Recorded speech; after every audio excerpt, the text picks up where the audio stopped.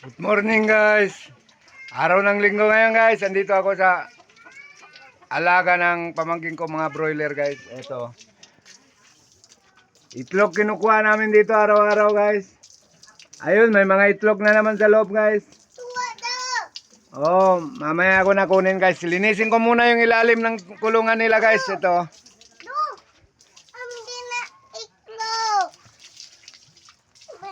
Pagkatapos to linisin ko guys, ilalagay ko tong ginabas oh, ito. Ginabas ang tawag namin nito guys, yung mga pulbo mga tinabas na kahoy, ito. Ilalagay ko diyan para pag mahulog yung mga dumi nila, nakapatong lang siya sa ginabas.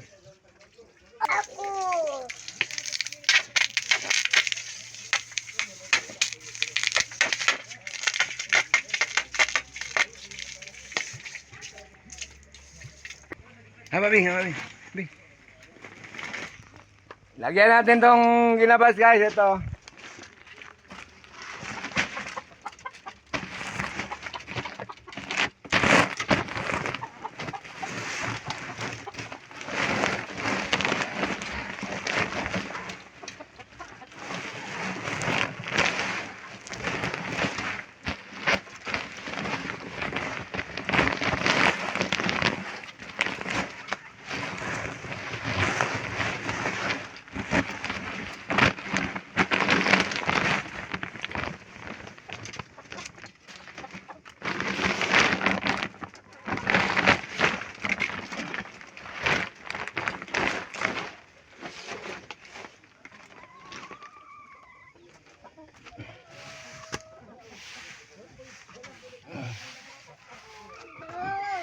Wait lang.